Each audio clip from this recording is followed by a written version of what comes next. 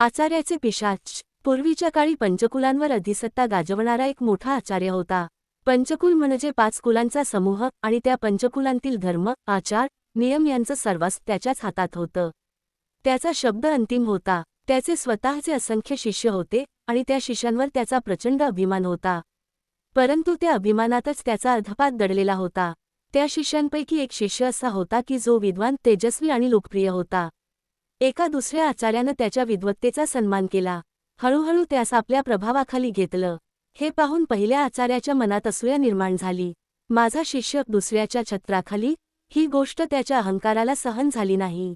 अंध अभिमानानं त्याचं विवेकहरण केलं आणि त्यानं एक भयंकर पातक केलं.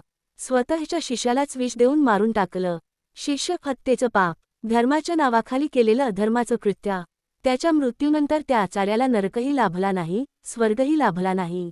त्यास पिशाच्योनी प्राप्त झाली. तो पिशाच झाला आणि साधासुद्धा नाही, तर पिशाच्यांचा प्रमुख झाला. अदृश्य क्रोध, अपार अहंकार आणि शिष्यहत्येचं ओझं घेऊन तो भटकू लागला. एके दिवशी त्यानं एका व्यापाऱ्याच्या निष्पाप मुलाला झपाटलं. त्या मुलाच्या शरीरात त्यानं प्रवेश केला. क्षणात मुलाचं रूप बदललं, डोळे लाल झाले, आवाज बदलला, देहाला अनैसर्गिक बळ प्राप्त झालं. भीतीनं गाव हादरून गेलं. त्या मुलाला साखळदंडांनी एका खांबाला बांधून ठेवलं. गावोगावीचे मांत्रिक आले, तांत्रिक आले, ज्योतिषी आले, वैद्य आले. प्रत्येकजण आपापल्या मंत्रांनी, औषधांनी, झाडणीनं प्रयत्न करत होता. पण पिशाच हसत म्हणायचं, अरे, या मंत्रानं मला घालवशील, या औषधानं मला बांधशील, मी त्या आचार्याचा अहंकार आहे.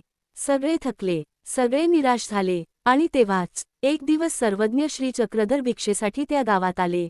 भिक्षा घेतली. मोरी ओलांडून जात होते. तेवढ्यात खांबाला बांधलेला तो पिशाच ओरडू लागला, मला सोडा, मला सोडा, मी गोसावी यांच्या बरोबर जाईन. गावकऱ्यांना आश्चर्य वाटलं. आजवर न बोलणारा आज का ओरडतोय?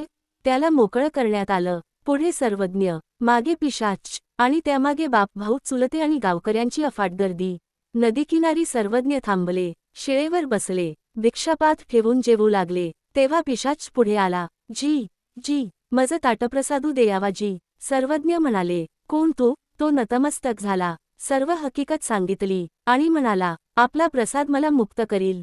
सर्वज्ञांनी जनसमुदायाकडे पाहिलं. सत्य प्रकट झालं. शेवटी त्यांनी ताटप्रसाद दिला. प्रसाद घेताच पिशाच्यानं आत किंकाळी फोडली आणि क्षणात मूर्छित पडला. पिशाच्योनी संपली. व्यापाऱ्याचा मुलगा मुक्त झाला आणि सर्वज्ञांची लीळा प्रकट झाली.